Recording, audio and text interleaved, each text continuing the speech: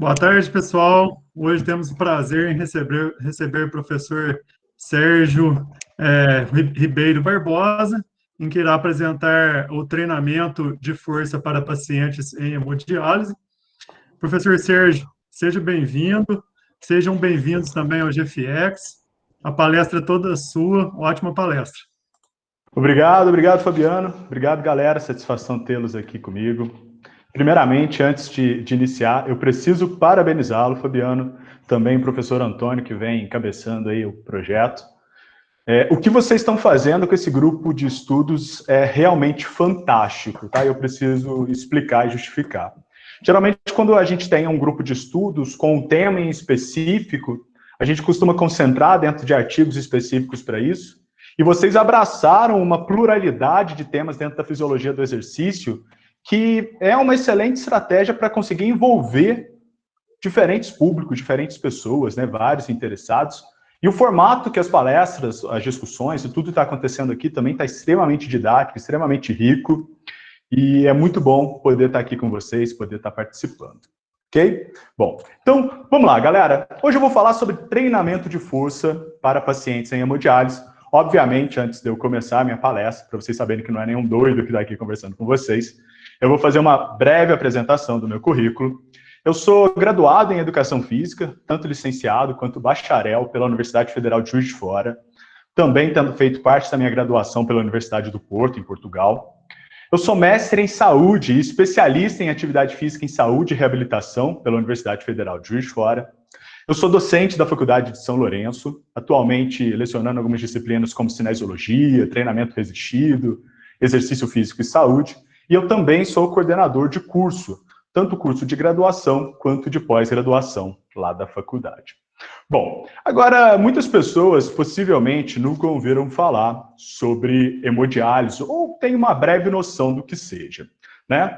E talvez quando eu fosse escolher o tema, quando eu recebi o convite do Antônio, eu pudesse ter escolhido um tema que fosse um pouco mais usual, um pouco mais amplo. Também gosto muito de falar sobre envelhecimento, né? Gosto de falar treinamento físico em outras situações, para doentes crônicos, para doenças mais conhecidas, mas eu resolvi ficar na hemodiálise mesmo. Por que eu resolvi falar de um público tão específico? Porque eu acho que temáticas como essa, elas conseguem fortalecer o nosso movimento de exercício físico como remédio. Né? A gente já sabe que o exercício físico ele atua diretamente no tratamento de 26 condições crônicas de saúde. Tá? Então são 26, eu digo que possivelmente existem até mais condições crônicas em saúde que são tratadas com exercício físico, e eu até gosto de fazer um complemento, né? Não só tratamos, como prevenimos, ou seja, o exercício físico é uma das ferramentas mais completas que existem. E por outro lado, na verdade, a doença renal crônica na fase terminal ou lá na hemodiálise não é algo assim tão raro de se encontrar. As pessoas tendem a não conhecer muito, mas ela está aí. Por exemplo, alguns dados sugerem que no mundo existam aproximadamente 850 milhões de pessoas vivendo com doença renal crônica. Dessas 850 milhões, aproximadamente 10 milhões estão aqui no Brasil. A gente pode destacar também, pessoal, que por ano estima-se que 2,5 milhões de pessoas morram por causas associadas ao problema renal. Importante destacar também que é uma doença de origem multifatorial, ou seja, vários fatores podem afetar o rim. Vou destacar aqui a hipertensão, diabetes, a obesidade. E preciso destacar que ela é uma doença silenciosa. O que eu quero dizer com isso? Ela é silenciosa porque as pessoas demoram para descobrir que estão com comprometimento na função renal. E geralmente, quando elas descobrem, a doença já está num estágio mais avançado. Por fim, a especificidade que eu trago aqui hoje, que é para falar da hemodiálise, a gente estima que no Brasil 134 mil pessoas passem por esse tipo de tratamento. Só para complementar, estima-se que nos últimos 10 anos houve um aumento de 100% no número de pessoas em tratamento de hemodiálise, ou seja, os números dobraram. Mas afinal de contas, o que seria essa hemodiálise, né? O que é isso? Bom, os rins, eles têm um volume de trabalho tido como adequado, como ideal, E por N motivos, como eu já destaquei aqui para vocês, hipertensão, diabetes, obesidade, outras doenças inflamatórias, algumas situações genéticas, ele pode ir perdendo a função. Até que ele chega num nível de filtração do sangue que é incompatível com a manutenção da vida. Se não houvesse esse tipo de tratamento, né, o que a gente chama de terapia renal substitutiva, as pessoas viveriam assim horas sem o rim funcionar e depois, infelizmente, iriam a óbito. Então, a hemodiálise nada mais é do que um tratamento de filtração do sangue extracorpórea. Então, existe uma máquina que ela tenta, com a maior tecnologia possível disponível, fazer o que o rim fazia, certo? Bom, agora deixa eu localizar vocês, né, e explicar um pouquinho mais as minhas primeiras experiências dentro do assunto. Eu acredito que a maioria dos que estão aqui, pelo menos a galera que está lá no grupo do IBBM, já deve ter visto o professor Antônio Paulo, né? Além de professor, um exemplo dentro da área, ele é um grande amigo meu, certo? E lá mais ou menos no ano de 2015, 2016, eu lembro, eu estava finalizando a minha pós-graduação, ele sentou do meu lado e falou: Sérgio, deixa eu te fazer um convite, tá? Eu vou fazer meu doutorado agora e eu estou pensando em trabalhar com pacientes em hemodiálise. Estou pensando também em propor exercícios de força de moderada a alta intensidade. E, por fim, é um projeto que está previsto durar por volta de 3 meses. Bom, certo. Primeira coisa, pouco sabia sobre hemodiálise, mas topei, sobretudo pela admiração que, desde já, eu já tinha pelo professor Antônio Paulo, certo? Posteriormente, um projeto de 3 meses, tranquilo, né? Mas mal sabia eu que esse projeto ele se estenderia por 3 anos. E aí a gente ficou 3 anos acordando 5 horas da manhã para fazer as intervenções. Mas foi algo que valeu muito a pena e eu vou compartilhar aqui com vocês alguns resultados dessas vivências, né, dessa experiência com treinamento resistido na hemodiálise, e depois eu vou acrescentar alguns outros artigos, beleza?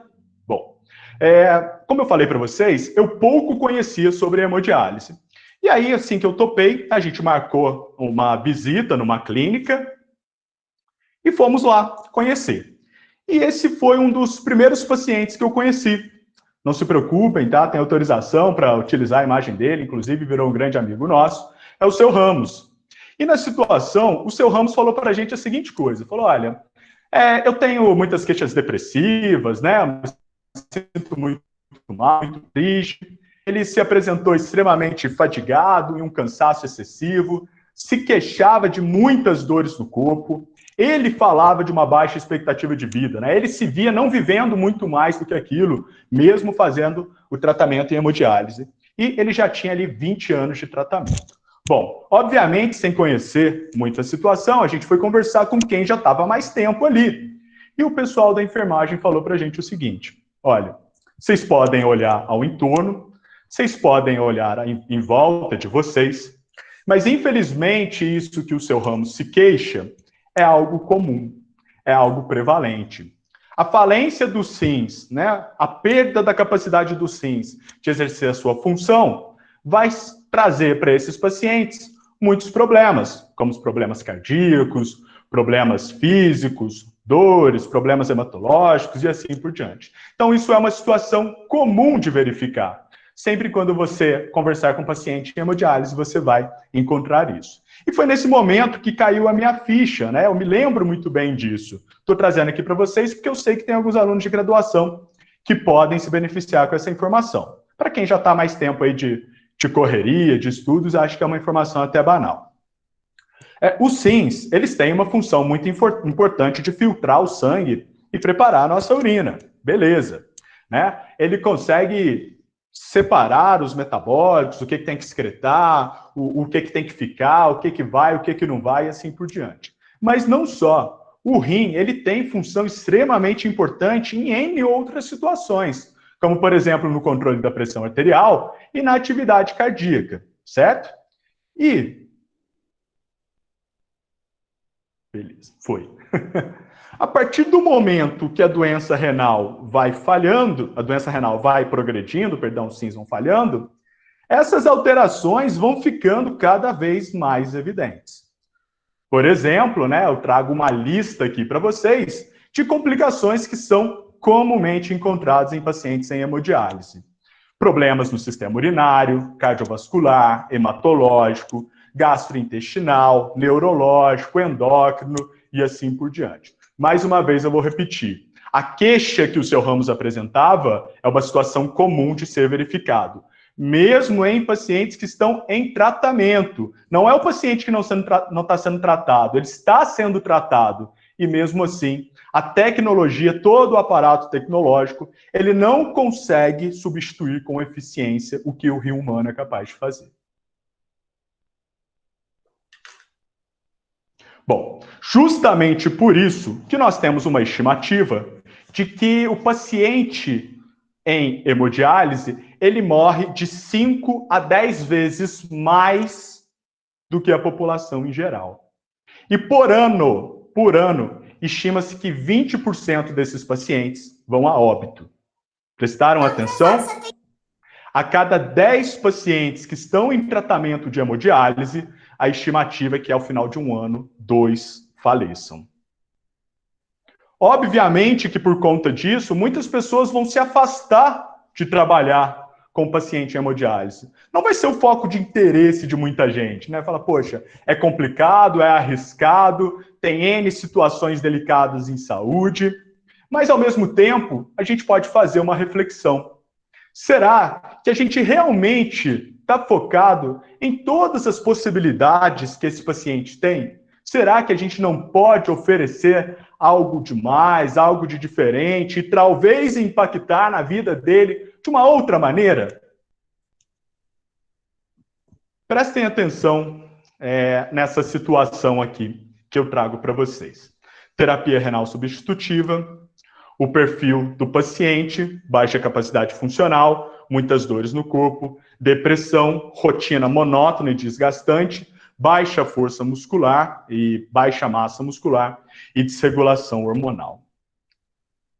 Quando vocês olham isso, e a partir do momento que vocês já aprenderam muita coisa aqui no grupo de estudos e na formação de vocês, eu tenho certeza que vem um estalo. Poxa vida, mas tudo isso que está sendo apresentado aí, aparentemente tem um potencial de ser revertido pela prática do exercício físico. Será que se esses pacientes fizessem exercício físico da maneira adequada, com uma boa orientação, com uma boa supervisão, eles não colheriam benefícios?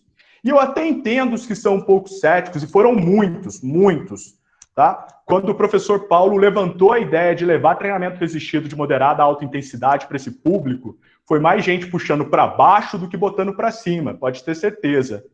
Porque os mecanismos fisiológicos ali, ou a fisiopatologia da doença, ela é complexa e ela vai favorecer N situações negativas. Por exemplo, o quadro de acidose metabólica muito elevada, o perfil inflamatório, a inibição da PI3K, AKT, o estímulo da caspase 3, que é responsável por apoptose celular, a ativação do sistema ubiquitina-proteossoma, que vai fazer o catabolismo proteico muscular. Fisiologicamente, cara, realmente é muito difícil pensar que é possível trazer algum benefício para esses indivíduos. Mas eu chamo a atenção para vocês de uma coisa. Não duvidem do potencial do exercício físico, tá? A ferramenta que um profissional de educação física tem nas suas mãos é uma das ferramentas mais incríveis no mundo e a gente tem que bater no peito com muito orgulho. A gente tem que valorizar isso. A gente tem que ter uma camiseta escrita profissional de educação física com orgulho e assim por diante, porque é fantástico. E eu quero que vocês prestem atenção nesses resultados que eu trago aqui para vocês, tá? Olha lá. Isso daí é um recorte do que a gente fez lá na hemodiálise, no CTDR, o nome da clínica.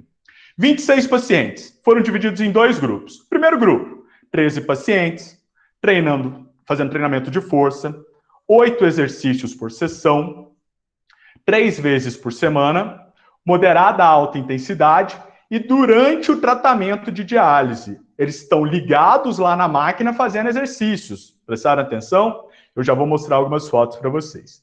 E o grupo controle, 13 pacientes sem fazer nada. Olha só. Opa. Olha só que legal o seu Ramos se exercitando, né? O nosso garoto propaganda dos exercícios na hemodiálise. Realizando ali desenvolvimento com o halter. Se eu não me engano, a gente tem 8 quilos ali, hein? Não é todo mundo que faz desenvolvimento com o halter. Desenvolvimento com 8 quilos. Chama a atenção que olha ali no braço direito do seu Ramos, ele está ligado na máquina e a hemodiálise está acontecendo, certo? Fazendo, ó, desenvolvimento com o halter, extensão de joelho, olha a caneleira aí, caneleira de 8 quilos. Rosca bíceps, remada unilateral com o halter, tríceps francês, flexão de joelho e flexão plantar. Essa foi a sequência de treinamento que os pacientes em hemodiálise fizeram nesse estudo, certo? Agora, prestem atenção no que a gente conseguiu. Prestem bem atenção. Esse é o grupo controle, tá? O grupo que ficou aí sem fazer exercício durante esse período de tempo, né? Durante esse recorte. A ferramenta, uma das ferramentas que a gente utilizou para verificar os resultados, né, se estavam sendo positivos ou não, foi o SF36, que é uma ferramenta que avalia a qualidade de vida em diferentes domínios. Tá? Então, ela verifica a qualidade de vida referente à capacidade funcional, limitação física, dor, estado geral de saúde, vitalidade, aspectos sociais, limitações emocionais e saúde mental. Nesse gráfico que eu montei aqui para vocês, quanto mais perto de 0, pior. Quanto mais perto de 100, melhor. Tá? Esse daí era o perfil da qualidade de vida dos pacientes do grupo controle. Note que, aparentemente, bem ruim em vários aspectos, né? Depois do período de não treinamento, né, o grupo controle não se exercitou, esse daí foi o perfil deles. Alguma coisinha piorou um pouquinho, outra ficou igual, e assim por diante. Agora, observem o que aconteceu com o grupo treinamento. O perfil inicial de qualidade de vida deles era um pouquinho melhor, conforme vocês podem ver, mas ainda assim, esses foram os resultados encontrados. A única coisa que a gente mudou na rotina deles, nesse estudo, foi começar a colocar o exercício físico para eles fazerem. E aí, pacientes que comumente apresentam muitas dores, né, muitas queixas de limitações físicas, muitas queixas de capacidade funcional, problemas emocionais, com o exercício físico, a gente conseguiu expandir de maneira significativa a qualidade de vida deles. Não é só viver mais, tá? Não é só isso que nos interessa. É viver mais e com qualidade. Viver mais podendo fazer mais coisas, aproveitando mais a vida. O exercício físico tem esse potencial. E mais um resultado que eu destaquei aqui para vocês desse recorte é quanto à força muscular. A força muscular a gente aferiu pelo dinamômetro, né? Pelo hand grip. É um teste simples de ser realizado e, aparentemente, ele tem uma boa correlação com o restante da força do corpo do indivíduo. Então, se ele tem uma boa força de expressão, teoricamente, ele tem uma boa força no restante do corpo. Esse era o perfil inicial de força dos participantes. Grupo controle, 26,8. Treinamento, 24,4. 3 meses de treinamento e foi isso que aconteceu. Esses indivíduos do grupo treinamento, inclusive, atingiram níveis médios de força que são compatíveis com pessoas saudáveis. Então, a gente tirou eles de valores muito baixos de força e possibilitamos valores normais. Destaco que, isoladamente, a força muscular é um fortíssimo preditor de mortalidade precoce na população geral. População geral, doentes crônicos, idosos, é um excelente preditor. E olha o que a gente fez. Só mais uma curiosidade que eu também destaquei desse estudo, que eu peguei propositalmente um estudo de caso que eu apresentei uma vez com o seu Ramos, foi com o teste de sentar e levantar. Um teste de capacidade funcional muito simples, né? Era o teste de sentar e levantar durante 30 segundos. Você fala para ele, ó, em 30 segundos, você precisa sentar e levantar o máximo de vezes que você conseguir. Antes da gente começar a treinar, o seu Ramos fez 13 vezes. 13 vezes em tabelas comparativas para a idade do seu Ramos é ruim, tá? Tá ruim. Depois de 6 meses de treinamento, esse foi o resultado do seu Ramos. Você aí, que não treina muito bem, não está treinando direito, ou que está sedentário, bota o reloginho 30 segundos, tá? Tenta sentar e levantar 25 vezes. Tenta. Difícil, né? Bom, como eu falei para vocês, galera, isso foi um recorte. Quem tiver curiosidade de ler um pouquinho mais sobre o trabalho, eu já pedi para o professor Antônio compartilhar com vocês o link do artigo. Né? O link desse artigo, ele fala da experiência de uma maneira mais longínqua, fala de como tudo foi colocado, fala de alguns outros resultados, mostra mais imagens de exercícios que foram feitos, né? Chama a atenção para uma novidade, talvez tido por alguns como uma irresponsabilidade, mas a gente colocou os pacientes em hemodiálise de pé, porque até então pensava-se que eles não podem, pensa-se, né, que eles não podem ficar levantando durante a sessão, mas eles não conseguiram só levantar, mas fazer o exercício de pé, então a gente explica como isso pode ser feito. E também a gente apresenta alguns resultados, como eu falei, de análises mais longínquas. Aí são coletas de 9 meses, mas novamente eu destacando os benefícios da qualidade de vida associados ao treinamento resistido na hemodiálise. Talvez alguns estejam perguntando, olha, Sérgio, mas isso daí que vocês fizeram foi tanta novidade assim, né? Foi tão diferente? Olha, eu até falo para vocês que existem outros trabalhos na literatura que levam o treinamento de resistência para os pacientes em hemodiálise, mas não são muitos, tá? O que a gente destaca aqui? A gente trabalhou com carga de moderada a alta intensidade. Até então, a maioria dos estudos trabalha de baixa, moderada. E outra coisa, a gente consegue mostrar, através de 4.374 sessões individualizadas de treinamento, de que essa prática é segura. Tá? Que essa prática ela pode, sim, ser implementada, ser realizada nos centros de diálise. Agora, fazendo o jabá, um meio jabá, porque eu não estou ganhando muito em cima desse livro, não. Só Uma Saúde que está ganhando. Uma Saúde está ficando rico com esse livro. Eu não. Quem tiver interesse, o Antônio está compartilhando aí com vocês. Eu, Uma Saúde, o Henrique Tolguin, a gente tem um livro sobre o assunto, e lá você consegue encontrar vários outros estudos, vários outros trabalhos que incentivam o exercício físico para essa população, em diferentes contextos, diferentes cenários, exercício aeróbico, de força, enfim. É um livro bem legal, de leitura bem agradável, e o preço também está baratinho, tá? O Antônio compartilhou aí com vocês, é só acessar o link lá. Se pedir com jeitinho, talvez Uma Saúde mande o pirata para vocês. Não sei. Brincadeira. Bom, agora, como eu falei para vocês, eu não ia ficar preso só naquilo, né? Eu quis trazer mais algumas situações para complementar a minha palestra. Eu acho que eu estou bem no tempo ainda, né? O que eu escolhi para falar com vocês? Vocês já ouviram falar sobre fragilidade? Eu até escolhi esse tema porque eu vi que essa semana o professor Antônio estava falando lá nas redes sociais dele, né? Eu vi uma publicação lá falando de fragilidade. Bom, mas vocês sabem o que é fragilidade? Simples, né? Quando a gente escuta a palavra frágil, a gente pensa em uma coisa que é fácil de quebrar, e realmente a origem da palavra fragilidade vem do grego frágilis, fácil de quebrar, pobre de saúde e tudo mais. Agora, quando é que a gente pode dizer que o indivíduo é frágil? Será que é só olhar para ele e considerar, não, isso daí é frágil? Prestem atenção. Fragilidade, ela vai ser associada a N complicações em saúde, eu já vou mostrar para vocês. Mas eu preciso conseguir definir isso de alguma maneira. E existe algum certo esforço em cima dos estudos sobre envelhecimento, gravem isso, sobre envelhecimento, para definir quem é o indivíduo frágil ou não.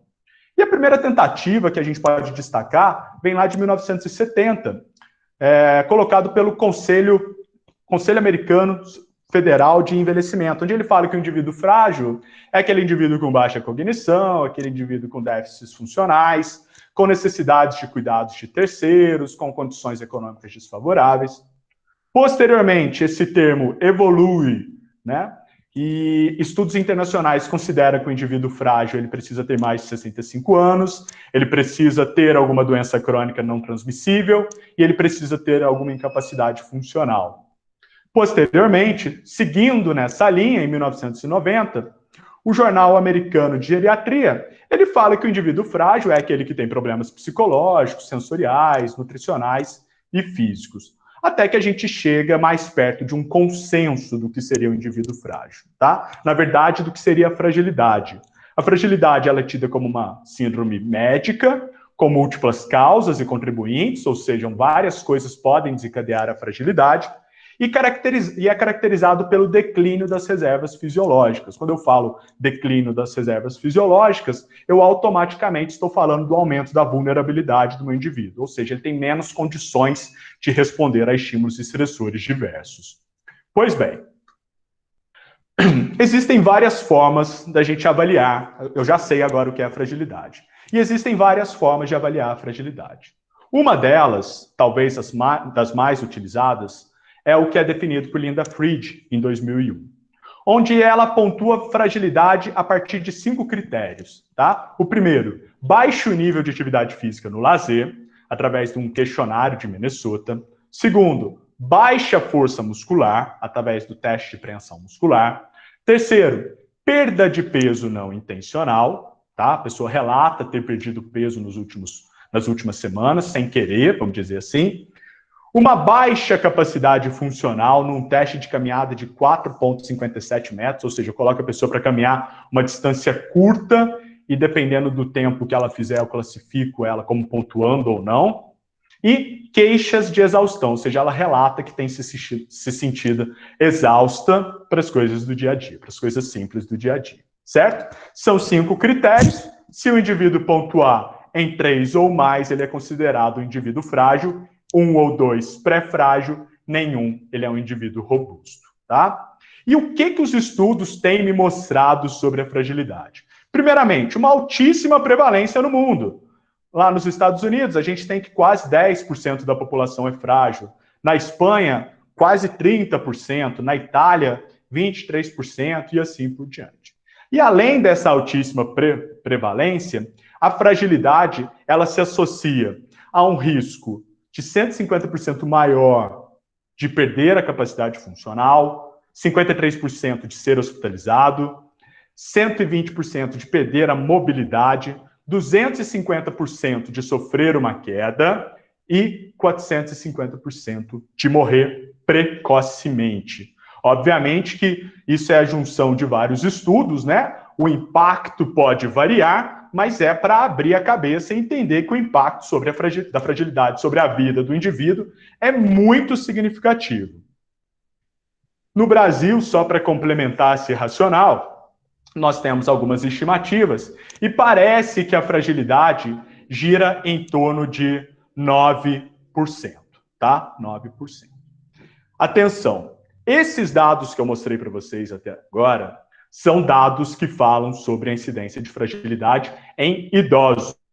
Risco de complicações em idosos, tá? Incidência de fragilidade em idosos. Só que, gradativamente, tem se entendido que não é só o envelhecimento e as alterações associadas ao envelhecimento que vão colocar o indivíduo nesse ciclo de alterações que vão conduzir ele à dependência e mortalidade.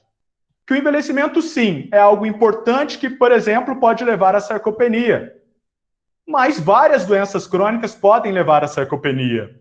Várias doenças crônicas podem, por exemplo, levar à anorexia fisiológica. E esse ciclo, aparentemente, não tem uma única porta de entrada, o que me abre a cabeça para entender que a fragilidade pode estar prevalente em outros cenários. Atenção! Em pacientes sem hemodiálise, nós temos estudos que sugerem que até 60% dessa população possa ser frágil. 60%. E só para ilustrar para vocês que não necessariamente a situação está associada ao envelhecimento, eu trago um trabalho aqui do professor Mansur, grande amigo meu também, que ele verifica num estudo que praticamente 40% dos indivíduos em hemodiálise eram frágeis, mas indivíduos entre 40 e 60 anos, metade deles já eram frágeis. Então, não necessariamente está relacionado ao envelhecimento. E atenção, os riscos em saúde associados à fragilidade, independente da idade, são graves, são complexos, precisam de atenção.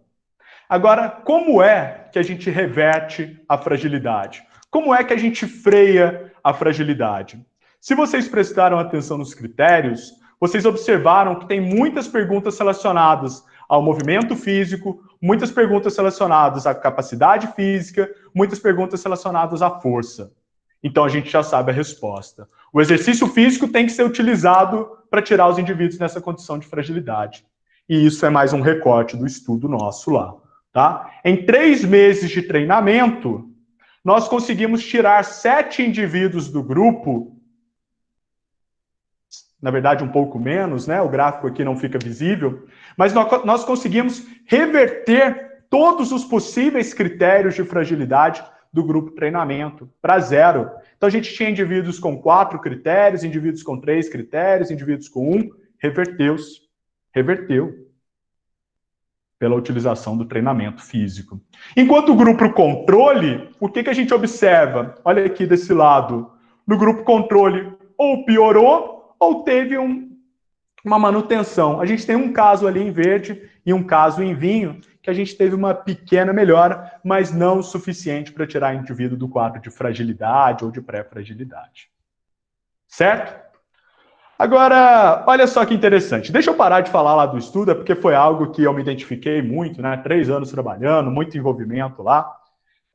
Algumas pessoas podem estar se perguntando, beleza, Sérgio, eu entendi que o treinamento físico, o de resistência pelo menos, ele pode trazer melhorias em força e funcionalidade, certo? Perfeito, você entendeu muito bem. Já entendi também que tenha impactos sobre a síndrome da fragilidade. Perfeito, está acompanhando bem a nossa aula aqui. Mas e sobre a massa muscular? Será que é possível? Afinal de contas, quando você mostra para a gente o cenário, né, o mapeamento fisiológico daquele indivíduo, me parece que o ganho de força muscular não é possível. E olha esse estudo que legal de Rosa, publicado em 2018, Rosa e colaboradores. Tentou verificar o efeito do treinamento resistido progressivo durante a hemodiálise sobre a composição corporal, qualidade de vida e funções físicas, certo?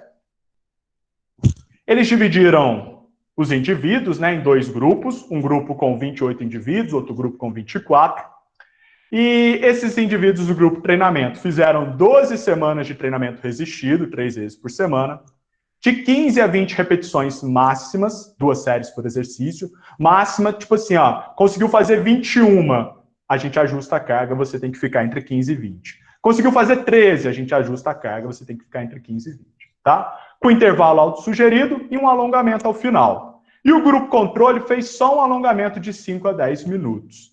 E olha que bacana, mais algumas ideias de exercícios que podem ser feitos na hemodiálise. Eu até destaco que aqui, diferente do nosso, os exercícios para membros superiores foram feitos imediatamente antes. Ou bem antes, assim, ó, vai entrar na hemodiálise. Espera aí, vamos fazer os exercícios de braço, antes de conectar na máquina, tá? Mas os demais exercícios foram feitos durante a hemodiálise.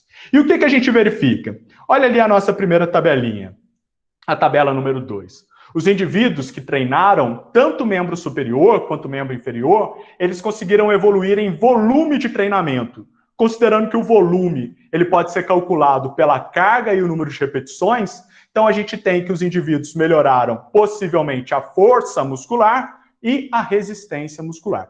Todos evoluíram com o passar de 12 semanas, seja membros superiores, seja membros inferiores, mas isso não é muita novidade, porque a gente já mostrou algumas coisas aqui para vocês.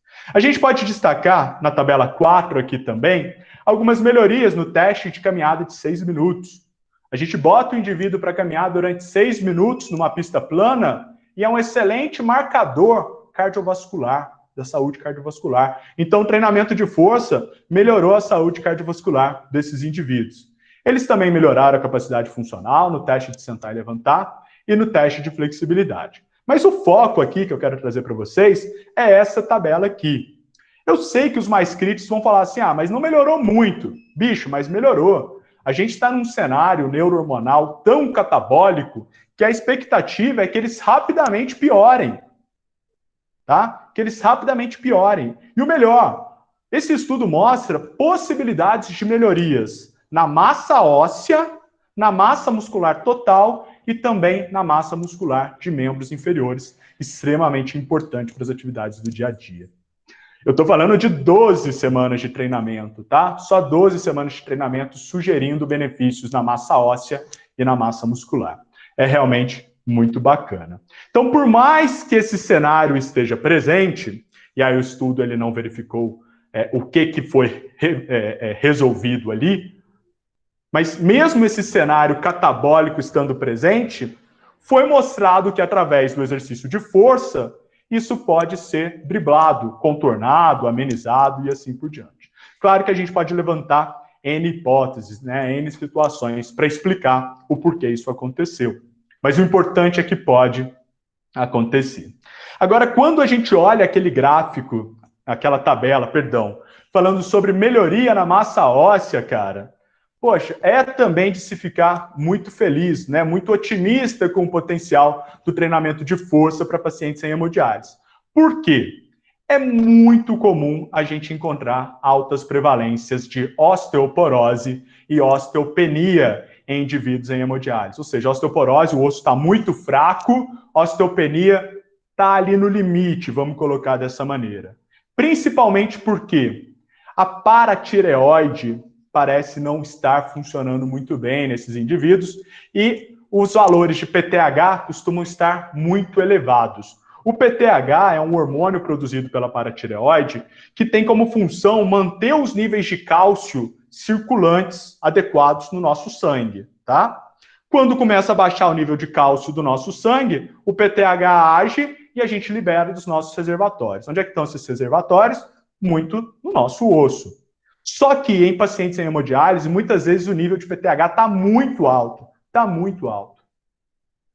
O que a gente encontrou naquele estudo, né? O que a gente consegue interpretar naquele estudo? Que mesmo com PTH elevado, a gente consegue trazer benefícios sobre a densidade óssea.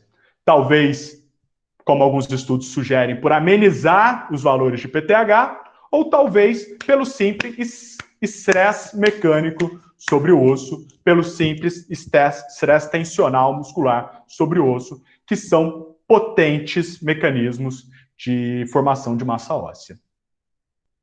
Agora, mais interessante ainda é quando a gente começa a juntar algumas evidências, né, sobre isso.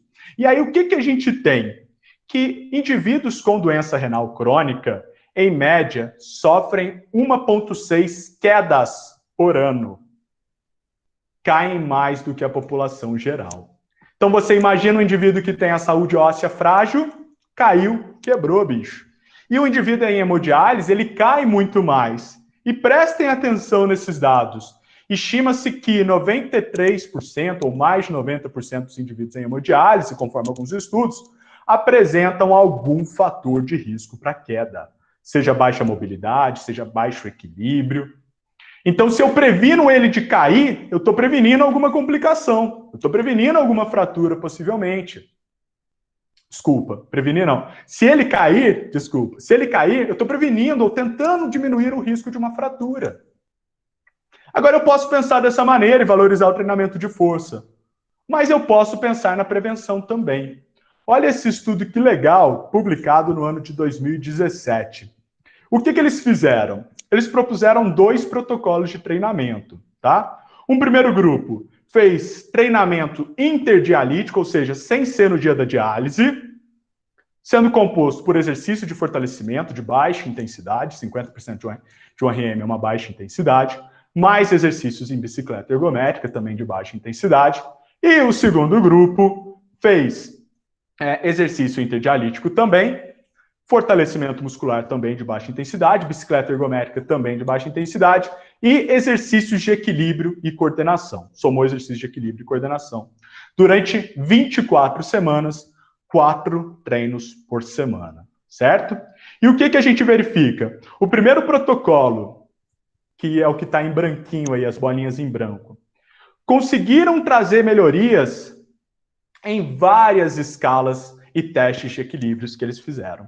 Tá? Então, a gente tem o Time Up and Go, a gente tem o Best Test, a gente tem, assim, várias melhorias associadas.